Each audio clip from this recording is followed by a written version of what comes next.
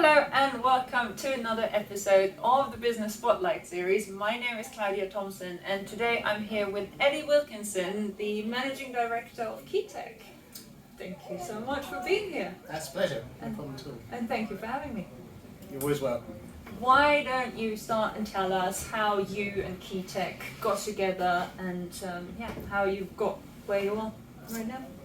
Yeah, it was purely by coincidence. I had not long sold my previous business. It was in a completely unrelated industry.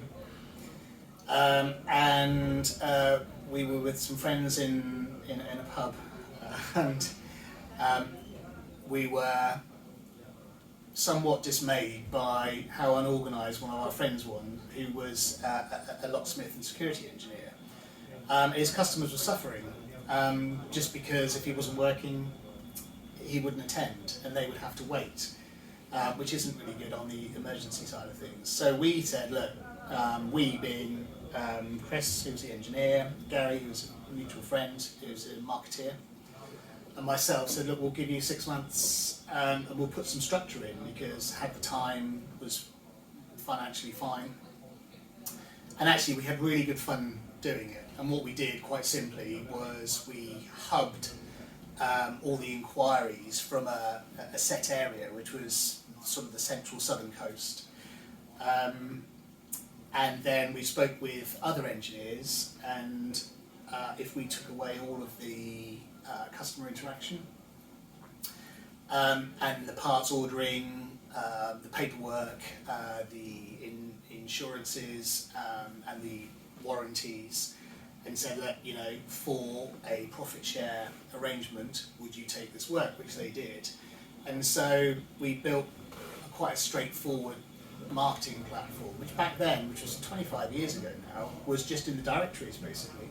So people would phone what became effectively a call centre, and the engineers would let us know when they were available, and we would distribute the work. And it kind of grew from there, and then we got to a point where we were well established, but regional being sort of A3, M3 and central southern coast.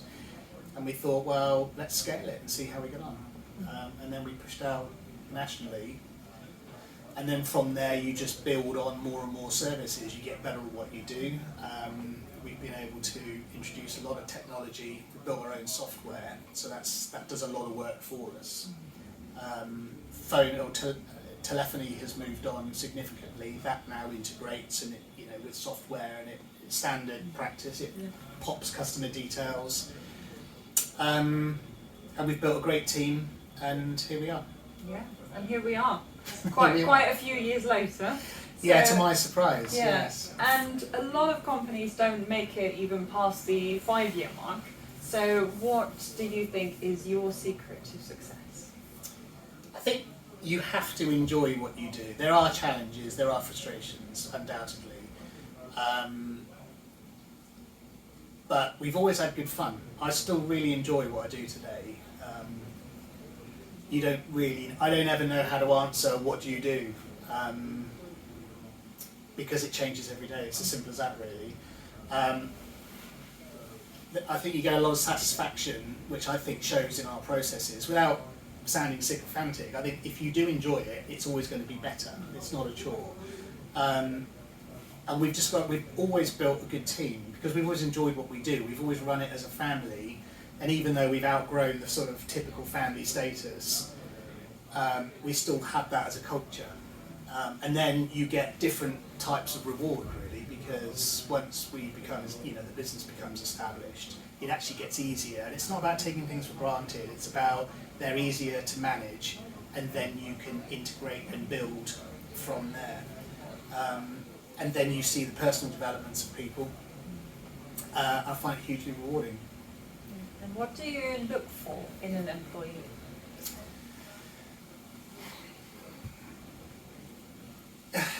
It's because we have a culture which is, I think, in any business will be a reflection. This is just my point of view, but I think it's a reflection. It's a hybrid between the service that the business provides or the business's operation, and there will be requirements. You know, are you customer facing? Do you need to be smart? Are you not? Is it quite casual? You know, can you work out of hours or set hours?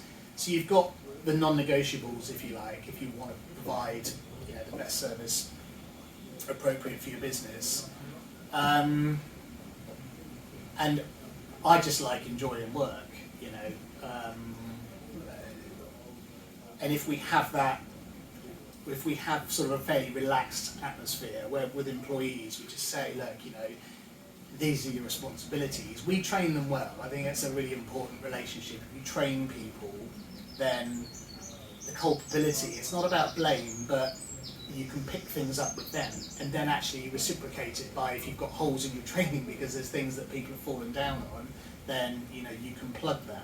But if you invest in your people, then you get it back many times over, and it's just enjoyable.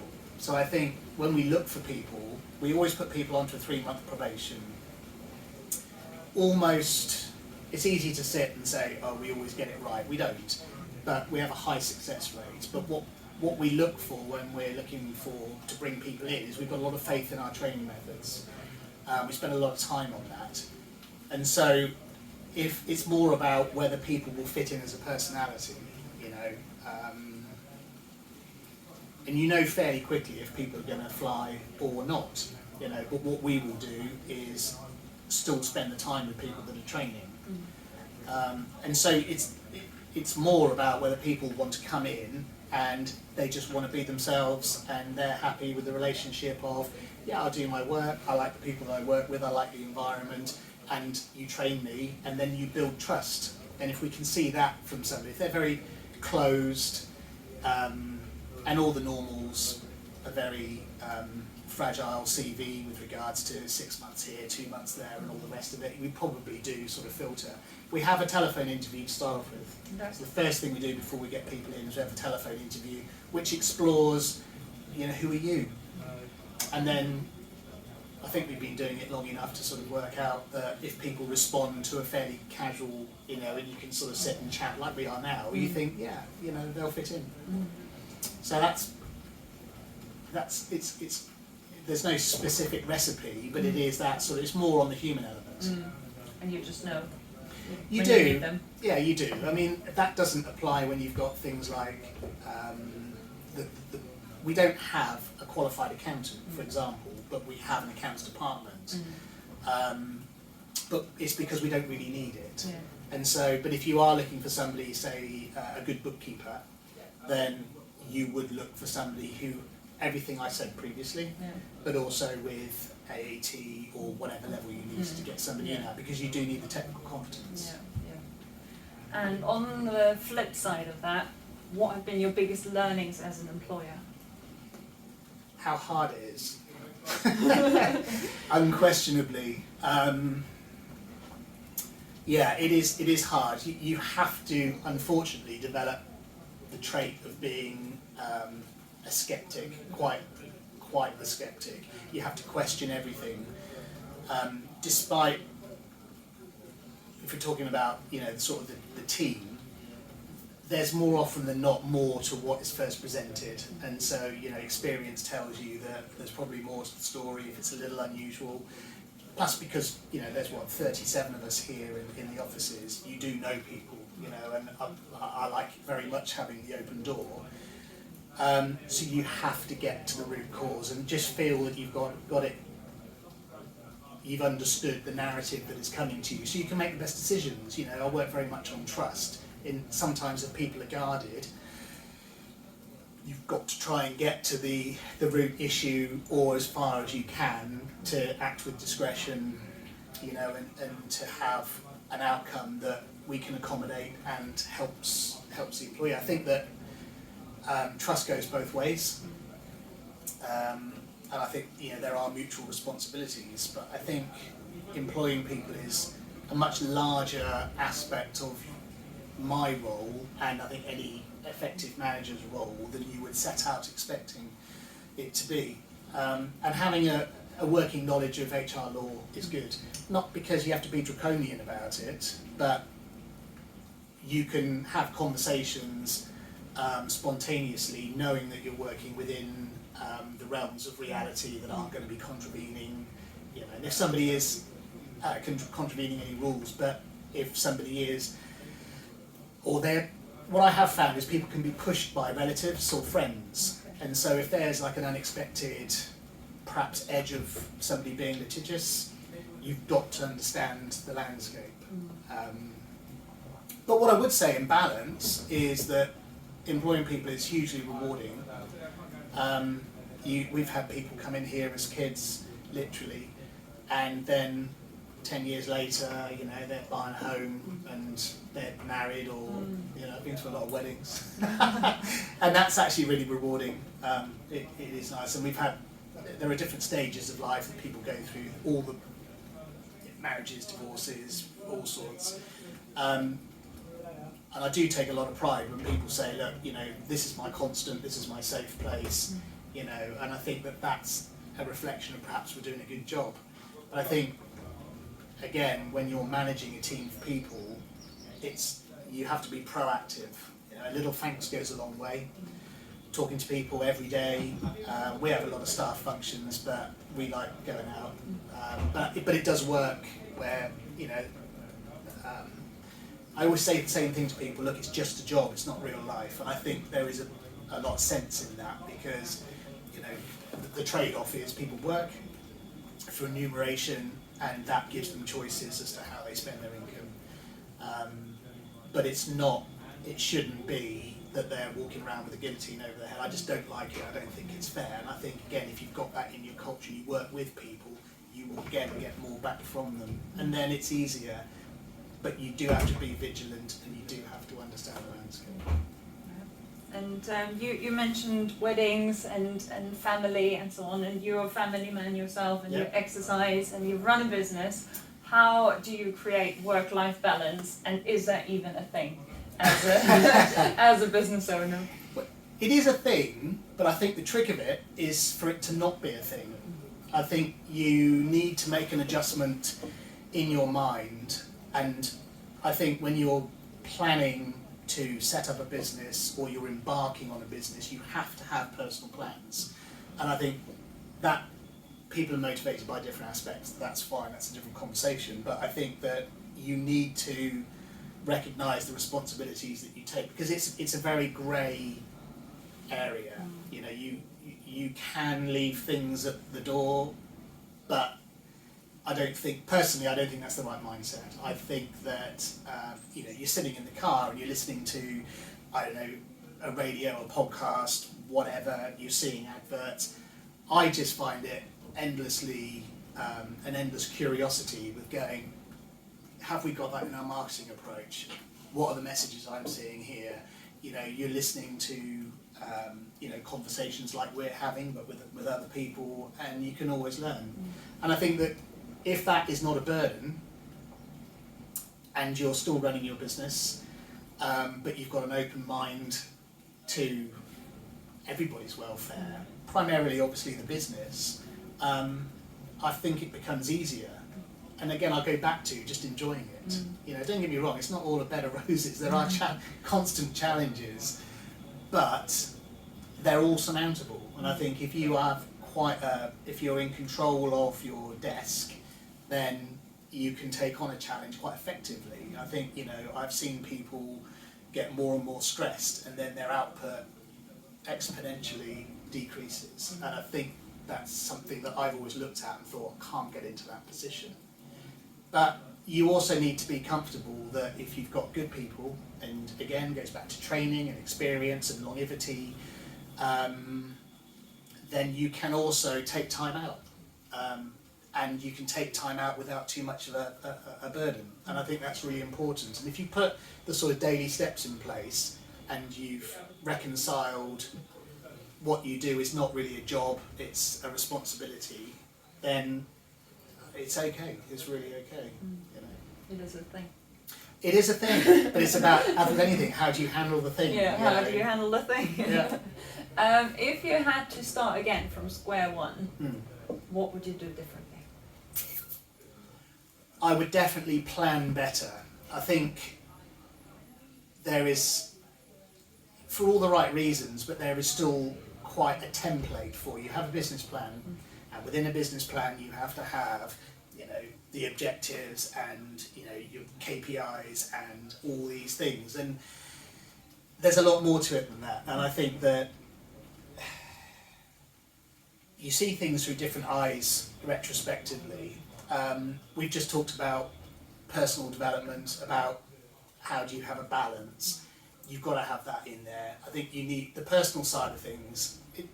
Some people I talk to, they want a business because they want a car and they want more money and all these things. And, you know, to me, I don't pass comment, but I do find it frustrating, because if the business can't pay for something and you're not paying for something, then where's it all coming from? And it's a really slippery slope, you know. And there is still, to my mind, large disconnects with people's thinking in that area. And I think, coming back to a plan, I think that if you understand what processes you will need in place, or you have in place, and you start looking at templates for invoicing, worksheets, understanding things like tax returns, have a working knowledge of bookkeeping, have a working knowledge of tax system, VAT,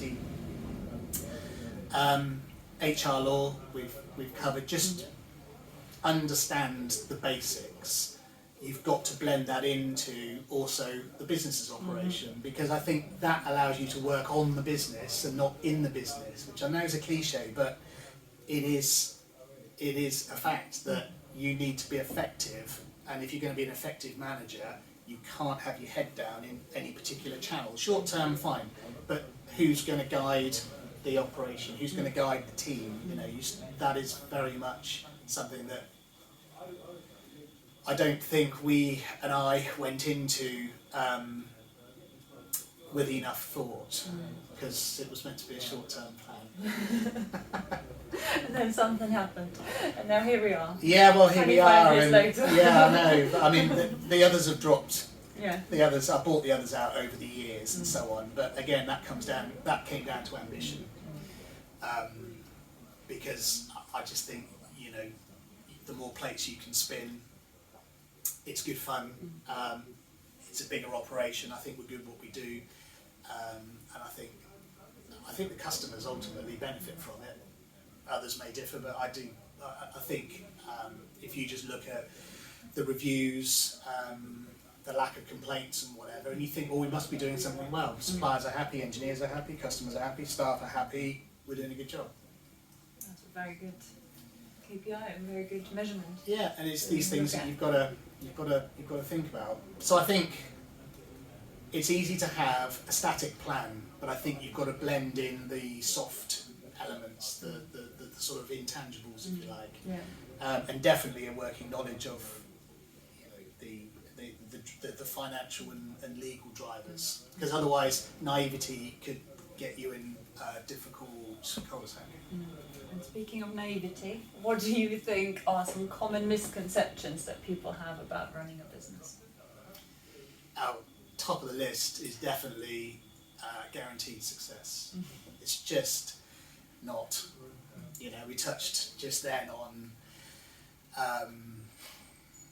people think owning a business gives you a certain level of a lifestyle, and it's not. I think the business takes priority. It has to be the number one child, if you like, whatever, because without the business operating effectively, then you're going to have troubles, and they will build, and then they will blind you, and then actually you can't run the business, and it will implode quite quickly. You've got to be prepared to make sacrifices on initially with your time, financially. You've got to get used in general to being last on the list anyway. You know, you've got to be quite selfless. But going back to the plan, if you like, if you go into it with a personal plan and quite an open mind as to, if you get through the first couple of years and you're effective, then actually, because I think very quickly what runs on is is about integrity. I think if you treat people right, you know, suppliers, you pay people on time. If you're getting staff in early, then treat them as we talked about a few moments ago. And you start getting momentums in all these different channels, then life actually gets easier, and then it becomes a little less of a minefield, because you know that some areas are working well, and then you're building other processes, and you sort of sit back and you look at this map, if you like, and I think one of the challenges is also about consistent development. Because one of the things I did quite early on was our suppliers and our procurement was working really well, but then some of our distributions and then some of the accounting sort of follow-ups on, you know, paying invoices and whatever, there was a lack of communication. And so you think, right, okay, there's got to be more harmony between these different areas, because what you generally find is a business comes out of one muddled, to be honest, you look back at it and go, that's quite a muddled operation, because we know what we want to do, but we're not very good at all these different things. And then you departmentalise, and if you can develop the accounts, if you can develop the, you know, the buying, you can develop, you know, sort of the admin area and the customer management or the sales team, you can develop them, but you've got to develop them with good communication. And if everyone has a consistency, then there's many things that come out from that, because you'll find that when you're building processes, for example, if you're using, we use one CRM system here. We built it ourselves, but it's one CRM, and the reason I was keen to get that done is because you go from customer inquiry through to reconciling the bank and everything in between. Where were the parts? What's the triggers for the parts invoice to be paid? What's the triggers for the engineers to be paid? You know, what's the bonus structure for the staff? And it all triggers down the line. And because it's quite organised, and I think if you scale that back and you start off with that aspiration, then coming out of the sort of early stages, the sort of adolescent, a bit tumultuous start, every business goes through it. But if you have that in mind, I think it's a much easier process, because if you get that laid early, your potential for development, whereas just scaling up is much easier, because you put those fundamentals down. And I think people don't see any of that. They don't appreciate the scope of, I didn't appreciate the scope of thought when you sort of set out and you have to sort of sit back and put yourself bottom of the list, because time and again, if the business is okay, everything else is okay, and then you will catch up, and then it will look after you. And I don't think people take, of course they're not going to understand, because the flip side, and I don't mean that disrespectfully, but if you are in a role where you get paid every month and you go home and that's the end of your day, and you have your weekends and you book your holiday and all these things, absolutely fine. It's just not like that, and so it's easy to pass judgment, thinking, oh well, you know, you've got tax benefits, you can put a car through the business and all these things. Yeah. Well, at certain stages, if you do okay, yes you can. Yeah. Until then, not so much. I mean, I was saying people they overestimate what they can do in a year, and they underestimate what they can do in 10 years. And it's like this impatience. Yeah. It's like, I'm going to be a millionaire by the end of the year. Yeah. I mean, it's just my point of view, but I think that is not the reason for starting a business. I think you need to spot an opportunity. There's nothing wrong with working in a space that others are well established in. If you do it better, then then of course the market will accommodate you. But going in purely for financial reasons, I think you'd be frustrated very quickly, and I would question that. Fantastic. And on that note, that wraps up the interview. How can people find out more about you? How can they get in touch? Well, personally or as a business? Whichever way you'd like to share your details. You'll find me on LinkedIn, Eddie Wilkinson, Keytek Group. We have a group of businesses which operate under the sort of top code, because we do different services now. Or just look up Keytek, keytek.co.uk, or the Academy, Keytek Academy, Keytek Auto, Keytek Group. I'll put all the links in the description. Yeah, just put things in it. Just put attention Eddie Wilkinson, or I am on LinkedIn. I'm not on social media. Or if people want to contact you, I don't know. Okay, fantastic. Thank you so much for your That's a time pleasure. today. Thank you.